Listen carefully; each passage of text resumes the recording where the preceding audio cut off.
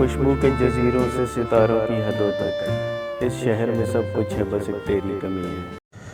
बिस्मिल्लाहिर्रहमानिर्रहीम, अस्सलाम वालेकुम। मैं हूं शाहिद सकलैन और आप देख रहे हैं मेरा यूट्यूब चैनल। आज 4 मई है, बुध का दिन है और ईद का भी दूसरा दिन है। हमारे यहाँ ज़ाहिरी बात है, वैसे तो कुछ जगहों पे ईद का तीसरा दिन भी है, बट हमारे यहाँ ईद का दूसरा दिन है। पर आज की इस वीडियो में हम बात करेंगे एक दफ़ा फिर कराची से लापता होने वाली और लाहौर से जो है वो बाजियाब होने वाली दुआ ज़ारा के हवाले से। ये जो ईद है, ज़ाहिरी बात है, जो पिछली ईद थी उसके ऊपर दुआ अपने वालदैन के साथ थी, बड़ी नॉर्मल लाइफ थी। लेकिन ये वाली जो ईद है वो उसके वालदैन के लिए बड़ी दर्दनाक थी, बड़ी कर्मनाक थी, क्योंकि ज़ाहिरी बात है उनकी बेटी उनके साथ नहीं है। बहुत सारे लोगों ने मुझे मैसेज किए हैं, कमेंट्स में लिखा है कि आप दुआ के वालिद का इंटरव्यू करें। मेरी 2 दफ़ा बात हुई है अली काज़मी साहब से। मैं क्योंकि कराची में नहीं हूँ, कराची के लोग उनके पास जाके उनसे इंटरव्यू कर लेते हैं, तो मैं स्काइप पर इंटरव्यू करूँगा, ज़ाहिर है मैं इस्लामाबाद में होता हूँ, तो थोड़ा सा जो एक जो है वो गैप है उसकी वजह से मैं इंटरव्यू नहीं कर पा। मेरी बड़ी रेगुलर बात होती है, मैं उनसे क्वेश्चंस करता हूँ। आज की वीडियो में भी कुछ चीज़ें आपके सामने रखूँगा कि मैंने उनसे जो चीज़ें पूछी हैं कि जी आपकी ईद कैसे गुजरी है, पिछली ईद कैसे थी, दुआ के बगैर आप क्या समझते हैं, क्या सूरत हाल है। तो वो सारी चीज़ें आज की इस वीडियो में आपके सामने रखूँगा और आने वाले दिनों में उनका क्या लाहे अमल होगा ये भी वीडियो के आखिर में आपके साथ शेयर करूंगा। दुआ के वालिद ने एक स्टेटस लगाया था अपने जो है जो मोबाइल नंबर है उसके ऊपर व्हाट्सएप स्टेटस लगाया था, वो मैं आपको सुना देता हूं। फिर उसके बाद मैंने उनसे पूछा भी, सारी तफसील पूछी, वो आपके साथ रखूंगा। उन्होंने अपना व्हाट्सएप स्टेटस लगाया था कि आजा के अभी ज़ब्त का मौसम नहीं गुजरा, आजा के अभी बर्फ़ पहाड़ों पे जमी है, खुशबू के जजीरों से सितारों की हदों तक इस शहर में सब कुछ है, बस एक तेरी कमी है। आप मतलब समझ सकते हैं एक वालिद का दर्द, उनको कितना इस चीज़ का दुख है। वो बार बार अपनी वीडियोस में कह चुके हैं, बार बार अपने इंटरव्यूज़ में कह चुके हैं कि मेरी बेटी को जो है बहलाया फुसलाया गया है, मेरी बेटी को जो है ज़बरदस्ती वर्गला के ये सारा कुछ किया गया है। साथ साथ वो ये भी कहते हैं कि ये अकेला किसी शख्स का काम नहीं है। मेरी जो बात हुई इसमें वो ये कहते हैं कि ज़हीर महज एक डमी है, उसको सामने जो है वो कर दिया गया है, दरअसल इसके पीछे कोई गैंग है। ह्यूमन ट्रैफिकिंग के हवाले से बार बार बात कर रहे हैं। वो ये चाहते हैं कि मेरी दुआ के साथ तो ये सब कुछ हो गया है, वो ये मतलब कहते हैं कि मैं नहीं चाहता कि आइंदा किसी दुआ के साथ कुछ ऐसा हो। नूर मुकद्दम के वालिद की तरह दुआ ज़ारा के वालिद से भी मेरी यही बात हुई। नूर के वालिद भी यही कहते थे कि अब ये मुकदमा सिर्फ नूर मुकद्दम का नहीं है। दुआ ज़ारा के वालिद भी यही कहते हैं कि अब ये मुकदमा जो है वो सिर्फ दुआ का नहीं है, बल्कि पाकिस्तान की बहुत सारी बेटियों का है। अब मैं जो है उनसे ईद के हवाले से पूछा कि जी ईद आपकी पिछली कैसे गुजरी थी और अब कैसे गुजरी है। तो उन्होंने मुझे 2-3 बातें की। एक तो उस शुरू में उन्होंने कह दिया कि यार मेरे पास ना इस सवाल का जवाब नहीं है। मैंने उन्हें कहा अच्छा पिछली ईद का बता दें। पिछली ईद तो कहते हैं कि जी ज़ाहिरी बात है, बच्चों के साथ जैसे होता है, पिछली ईद पे मैंने अपनी बेटियों को बाहर भी ले गया था, चूड़ियाँ लेना, जो शॉपिंग होती है वो सारी, दुआ भी उनके साथ थी। फिर वो कहते हैं कि जी मैं उनको मेहंदी लगवाने के लिए भी अपने साथ खुद ले गया, बिकॉज़ बहुत सारे लोग ये बातें कर रहे हैं, बहुत सारे लोग जो है थंबनेल्स में अपनी वीडियोज़ में ये कह रहे हैं कि कहीं उसने कैद करके रखा हुआ था अपने बच्चों को। वो कहते हैं कि कोई ऐसी बात नहीं है, मेरे बच्चों के साथ मेरा बड़ा फ्रेंडली रिलेशनशिप था। वो कहते हैं कि ना सिर्फ हम पूरे पाकिस्तान टूर पे जाते थे इस कोविड से पहले, बल्कि कोविड के बीच में भी वो बता रहे थे कि हम 2 दफ़ा पाकिस्तान टूर पे गए हैं, जो नॉर्दर्न एरियाज़ है, मैं बच्चों को ले गया हूँ, सारे बच्चे मेरे साथ थे। फिर वो कहते हैं कि हम सिर्फ पाकिस्तान टूर नहीं, हम इंटरनेशनल ट्रैवल भी कर चुके हैं, मैं अपने बच्चों के साथ और दुआ के साथ कर चुका हूँ, सारे बच्चे मेरे साथ थे। ज़ियारात पे वो कह रहे थे हम जा चुके हैं 2-3 बार। तो वो कहते हैं कि ये जो एक इम्प्रेशन देने की कोशिश की जा रही है कि खुदा न खास्ता मैंने कोई बच्चों को कैद करके या दुआ को कैद करके रखा हुआ था, वो कहते हैं ये बिल्कुल गलत है।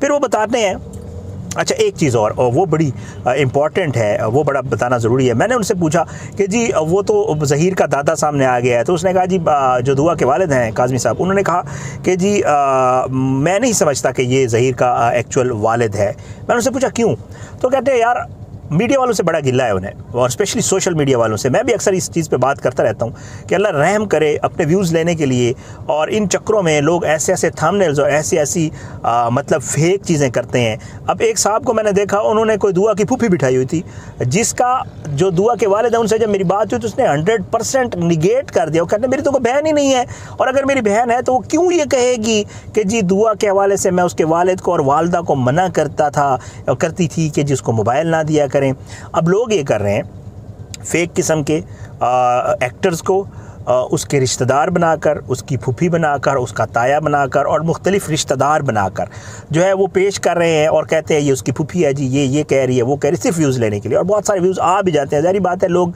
सर्च करते हैं दुआ ज़ारा के हवाले से लेटेस्ट अपडेट क्या है, तो फिर बहुत सारी फ़ेक चीज़ें चल रही हैं। आप दुआ के वाले ने मुझे ये कहा कि यार खुदारा आप भी अपने चैनल पर ये ज़रूर कहें कि बहुत सारे लोग गलत बातें कर रहे हैं, बहुत सारी गलत चीज़ें फैलाई जा रही हैं, उससे दुआ तो शायद जो है उसका केस जो है वो मजबूत होने के बजाय वो ज़्यादा कमज़ोर हो रहा है, क्योंकि लोग ऐसी बातें कर रहे हैं जिनका हकीकत से कोई ताल्लुक़ ही नहीं है।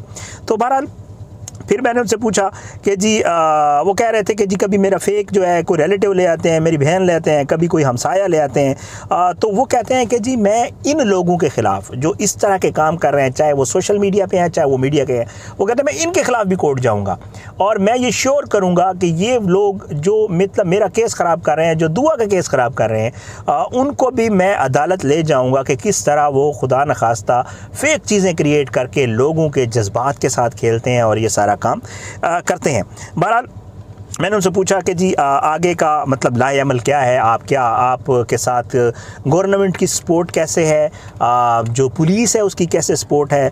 तो इस साइड के जी मेरे साथ ठीक है, सिंध की पुलिस और ये लोग तो बहुत ज़्यादा कोऑपरेट कर रहे हैं और उसके अलावा जी वो कहते हैं कि सिंध की पुलिस भी कोऑपरेट कर रही है, but unfortunately Punjab police, Lahore police के हवाले से उनका ये कहना था कि मेरे साथ बिल्कुल कोऑपरेट नहीं कर रहे। तफ्तीशी अफसर के हवाले से मैंने उनसे पूछा कि जी तफ्तीशी अफसर क्या बताता है, क्या सिचुएशन है। जो तफ्तीशी अफसर ने तफ्तीश की, जाके वहाँ दुआ से मिला भी सही, उसका बयान भी रिकॉर्ड किया, उसके हवाले से आप क्या कहते हैं।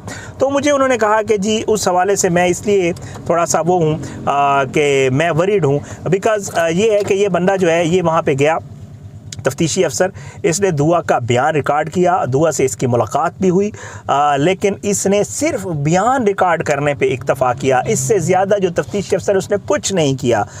उसने कहा जी मुझे मिलाना चाहिए था दुआ को, उन्होंने मुझसे बात तक नहीं करवाई, मिलवाया तक नहीं। तफ्तीशी अफसर साहब वहाँ से वापस आ गए, उन्होंने दुआ का, ज़हीर का कोई कॉन्टैक्ट नंबर कुछ भी नहीं लिया। फिर वो कहते हैं कि जी तफ्तीशी अफसर साहब जब वापस आए, मजिस्ट्रेट साहब ने उनसे, कराची के मजिस्ट्रेट ने पूछा कि जी रिपोर्ट किधर है, तो उन्होंने रिपोर्ट के लिए वक्त मांग लिया। हैरान कुन तौर पर वो ये बता रहे थे कि उनको मजिस्ट्रेट साहब ने 3 दिन एक्स्ट्रा दिए हैं रिपोर्ट तैयार करने के लिए, और जो ईद के बाद पहला वर्किंग डे आएगा वो मेरा ख्याल से जुम्मा भी हो सकता है और सोमवार भी हो सकता है। ज़ाहिर बात है वैसे तो जुम्मा है, बट सोमवार भी हो सकता है। जुम्मे वाले दिन अक्सर और बेशतर सरकारी इदारों में काम ज़रा कम ही होता है।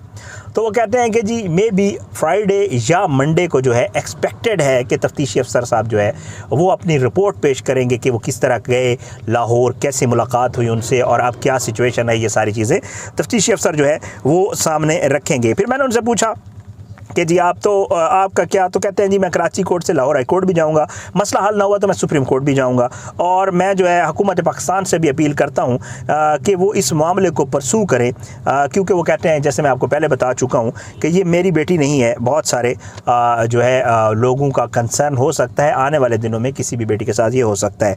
फिर वो ह्यूमन ट्रैफिकिंग के ऊपर बड़ा ज़ोर दे रहे थे। मैंने उनसे बारहा पूछा कि जी ये ह्यूमन ट्रैफिकिंग वाला मामला आपने, तो कहते हैं कि जी ह्यूमन ट्रैफिकिंग वाला मामला ये मुझे इसलिए लगता है, ज़ाहिर है ऐसे बहुत सारे पहले केसेस आ चुके हैं और इसी तरह वो लोगों को, बच्चियों को इन्वॉल्व करके और इन सारे मामलात पे आगे करते हैं। फिर मैंने उनसे राब्ते के हवाले से पूछा, तो धमकी के हवाले से पूछा, तो कहते हैं जी मेरा कोई राब्ता नहीं हुआ, ना किसी ने मुझे कॉल की है। हाँ, एक चीज़ बड़ी इंपॉर्टेंट जो उन्होंने क्लियर की वो ये, दुआ के निकाहनामे के हवाले से मैंने भी इसके ऊपर वीडियो की थी, एयरवाई न्यूज़ और 1-2 और चैनल्स ने जो है ख़बर ये चलाई थी।